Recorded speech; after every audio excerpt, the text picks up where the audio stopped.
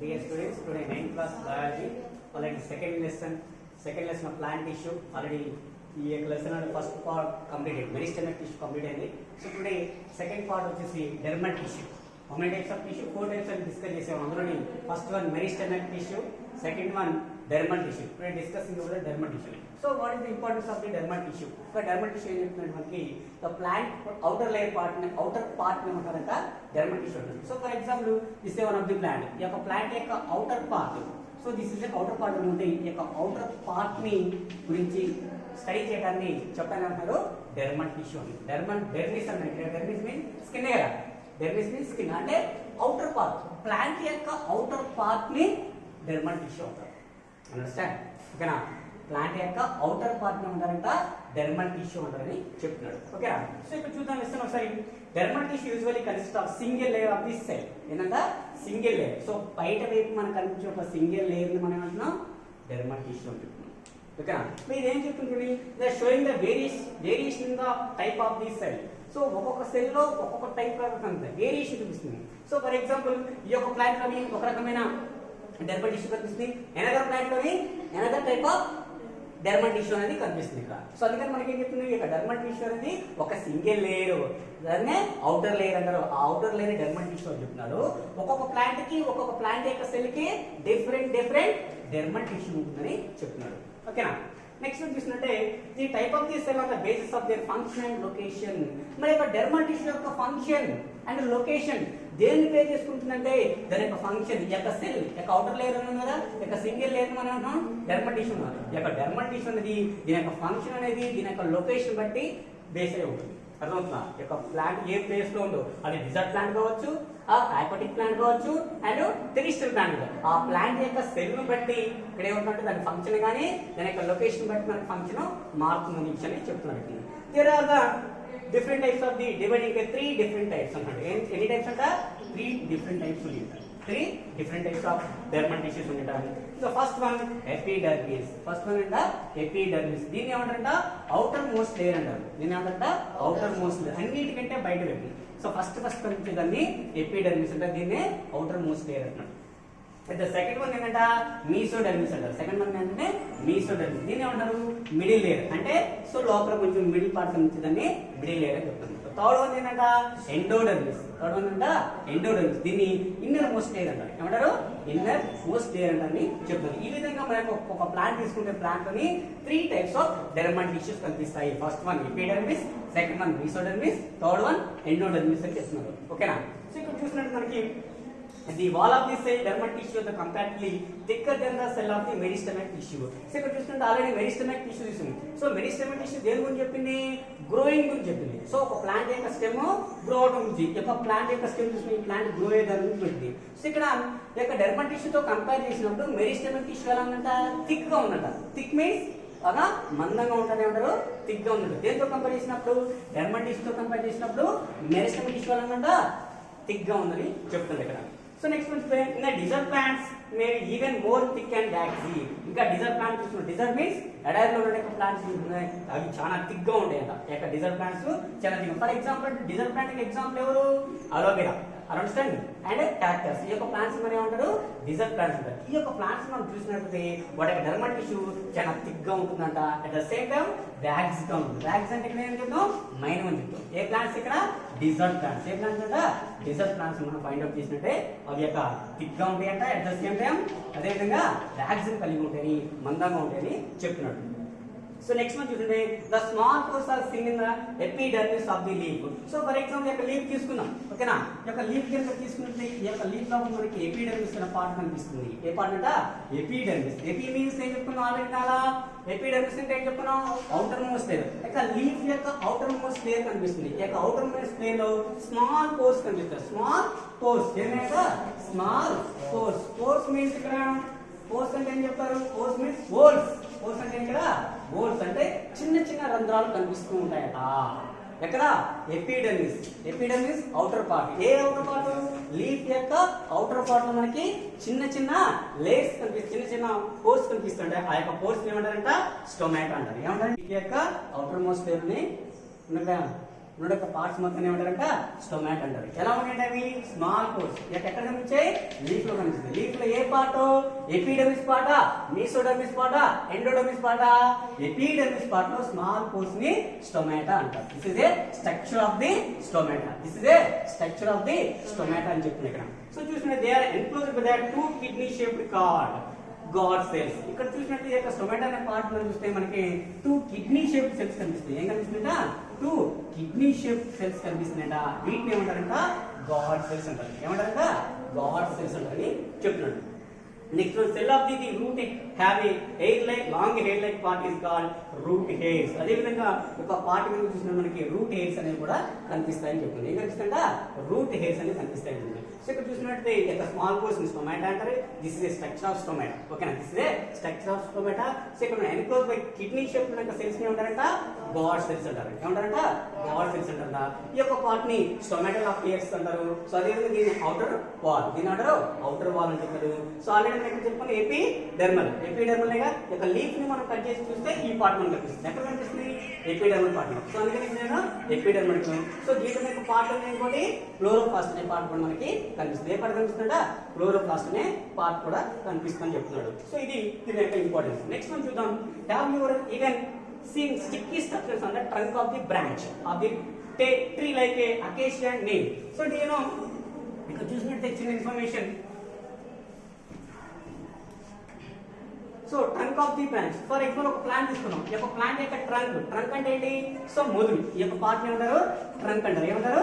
Trunk అంటారు. So అదేవిధంగా branches, this is a branches. అసలు బ్రాంచ్ అంటారు కదా, ఒక ప్లాంట్ యొక్క number of branches will be here. ఒక ట్రంక్ కావచ్చు, బ్రాంచ్ కావచ్చు. ఈ యొక్క పార్ట్ మీద మనకి ఒక sticky stuff. Sticky means gum like structure. Stick means అంటే ఇక్కడ gum. So do you know gum? What is the function of gum? Gum ఏం చేస్తుంది మనకి ఇక్కడ? అతుకోవడానికి, స్టిక్ చేయడానికి ఉపయోగపడుతుంది. గమ్ ద్వారా మనం స్టిక్ చేయడం. అయితే some plants have a gum secreted. That like the type of plants is called acacia. Do you know acacia plant? Do you know acacia plant? Do you know neem plant? Do you know neem plant? Neem means వేప చెట్టు. Acacia means తుమ్మ చెట్టు. Acacia means తుమ్మ చెట్టు. ఈ యొక్క ఈ 2 plants మనం ఫైండ్ అవుట్ చేస్తే ఈ యొక్క ప్లాంట్ యొక్క ట్రంక్ పార్ట్, ట్రంక్ మీన్స్ మొదల యొక్క పార్ట్, స్టెమ్ బాగా లావుకుంటుందిగా, ఆ యొక్క పార్ట్ కావచ్చు. బ్రాంచెస్ లో కూడా మనకి ఏం చేస్తుంటా? గమ్ అనేది సీక్రెట్ చేయబడుతుంటా. గమ్ అనేది నన్ను బంక్ అంటాం. మన తెలుగులో ఏమంటారు? బంక్ వస్తుంది. వేప చెట్టుకి కానీ తుమ్మ చెట్టుకు బంకలో వస్తుంది. సో ఓల్డెన్ డేస్ మనకి బంక్ వచ్చేది, ఆ బంక్ తీసి బుక్స్ అంతికించుకునేవారు. వేస్తాను. ఇప్పుడైతే మనకి మొత్తం టెక్నాలజీ కాబట్టి గమ్ బాటిల్స్ అనేవి వస్తుంది. సో ఓల్డెన్ డేస్ లో గమ్ అనేది మనం బుక్స్ ఎలా అంటించుకుని వేప చెట్టు నుంచి తుమ్మ చెట్టు నుంచి వచ్చిన గమ్ ద్వారా మనం బుక్స్ ని పేస్టింగ్ చేసేవారు. సో ఈ యొక్క గమ్ అనేది మరి ఎలా సీక్రెట్ చేయబడుతుంది? ఒక ప్లాంట్ కి ఎలా చెప్తాయి? ఈ యొక్క ప్లాంట్ తీసుకున్న ఫుడ్ మెటీరియల్స్, ఈ ప్లాంట్ ఏవైతే ఫుడ్ మెటీరియల్ తీసుకుంటో, ఏవైతే వేస్ట్ మెటీరియల్ ఎక్స్క్రీట్ చేసిందో, ఆ ఎక్స్క్రీట్ చేసిన వేస్ట్ మెటీరియల్ మనకి ఇక్కడ ఏ రూపంలో ఫామ్ అవుతుందా? గమ్ రూపంలో ఫామ్ అవుతుంది. ఏ రూపంలో ఫామ్ అవుతుంది? గమ్ రూపంలో ఉంటాయి. ఈ యొక్క ప్లాంట్ తీసుకున్న ఫుడ్ మెటీరియల్, ఈ యొక్క ప్లాంట్ తీసుకున్న వేస్ట్ మెటీరియల్ మొత్తం కూడా ఏ రూపంలో ఎక్స్క్రీట్ చేయబడుతుందా? గమ్ రూపంలో ఎక్స్క్రీట్ చేయబడుతుందని విషయం తెలియజేస్తున్నాడు. నెక్స్ట్ వన్ చూసినట్లయితే, the dermal tissue protect the plant from the loss of water, mechanical damage like a breaking and splitting of the branch and the invasion by the parasitic disease causing organism. మరి ఇక్కడ dermal tissue ఏం చేస్తుంది? What is the function of dermal tissue? Protection by this plant. ఈ plant మొత్తం కూడా protect చేసేది ఎవరంటే dermal tissue. అర్థమవుతుందా? So because of the reason, ఎందుకు ఈ డెర్మల్ టిష్యూ ఎందుకు ప్రొటెక్ట్ చేస్తుంది? Dermal tissue the outer most layer. ఏంటంటే అవుటర్ మోస్ట్ లేయర్. సో బయట లేకుండా ఫస్ట్ పార్ట్ ఏంటంటే డెర్మల్ టిష్యూ. కాబట్టి ఈ ప్లాంట్ మొత్తం ప్రొటెక్ట్ చేసేది ఎవరు? Dermal tissue. సో మన బాడీ మొత్తం ప్రొటెక్ట్ చేసే పార్ట్ ఏంటంటే skin. So because of reason this is A outer part. Understand? This is A outer part. Same at the same time plant మొత్తాన్ని కూడా ప్రొటెక్ట్ చేసే పార్ట్ ఏంటంటే డెర్మల్ టిష్యూ. ప్లాంట్ మొత్తం కూడా ప్రొటెక్ట్ చేసే పార్ట్ ఏంటి? Dermal tissue. మన బాడీని ఏ విధంగా స్కిన్ ప్రొటెక్ట్ చేస్తుందో, ఇక్కడ డెర్మల్ టిష్యూ కూడా చేసి ప్లాంట్ మొత్తాన్ని కూడా ప్రొటెక్ట్ చేస్తుందని విషయాన్ని చెప్తున్నాడు. నెక్స్ట్ పార్ట్ ఏం చెప్తున్నాడంటే ద లాస్ ఆఫ్ వాటర్. అదేవిధంగా ప్లాంట్ కూడా ఏం చేస్తుంది? వాటర్ ని లాస్ అవ్వకుండా ప్రొటెక్ట్ చేస్తూ కూడా డెర్మల్ టిష్యూ అని చెప్తున్నాడు. అదేవిధంగా మెకానికల్ డ్యామేజ్, ఏదైనా మెకానికల్ డ్యామేజ్ అవ్వకుండా కూడా కాపాడేది కూడా ఈ యొక్క డెర్మల్ టిష్యూ అని చెప్తున్నాడు. అర్థమవుతుందా? Next one breaking and splitting of branches. ఓకేనా? Breaking and splitting of branches and invasions. So invasions means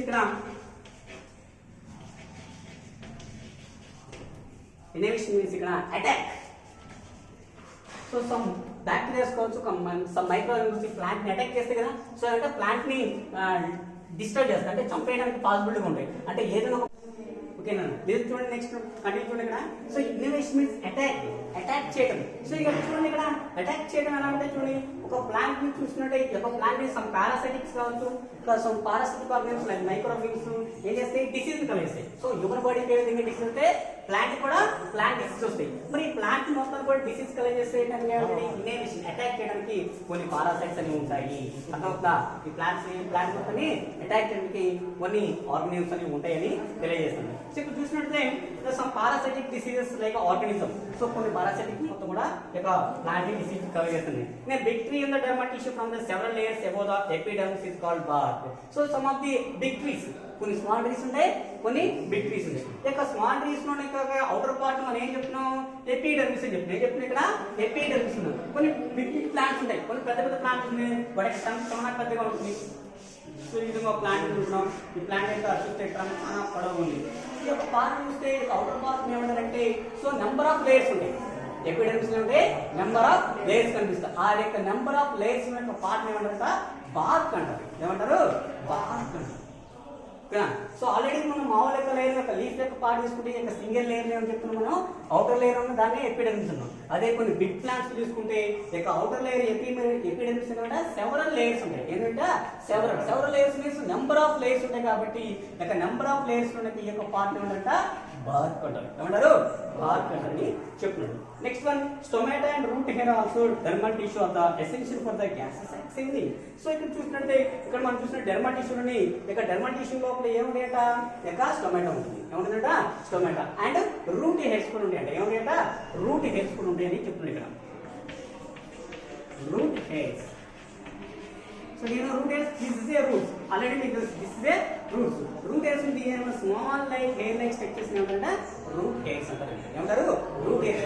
ఇక root hairs అనే స్ట్రక్చర్, ఈ స్టొమాటో అనే స్ట్రక్చర్ రెండు కూడా ఎక్కడ ఉన్నాయట, dermal టిష్యూలోనే.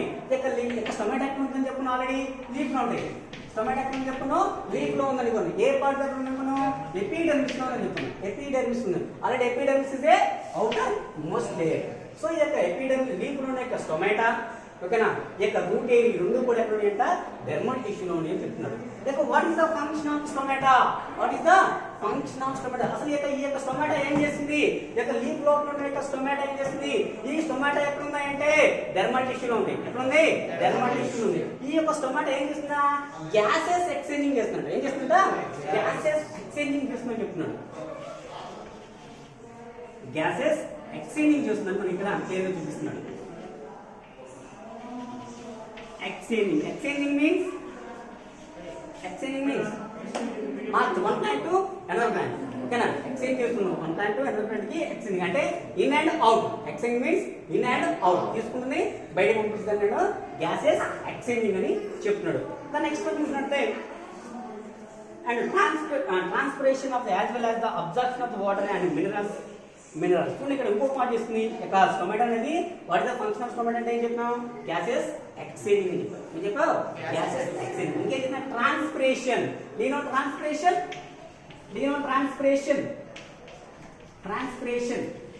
anybody transpiration, do you know, transpiration, what, loss of water, you know, loss of water is called transpiration, evaporation. Yes or no? So for example, this plant is the loss of some water, this is called transpiration. So at the same time, absorption of the water. It is not absorption of the water. Some stem parts is absorbing the water. In the roots area absorb the water from soil. Yes or no?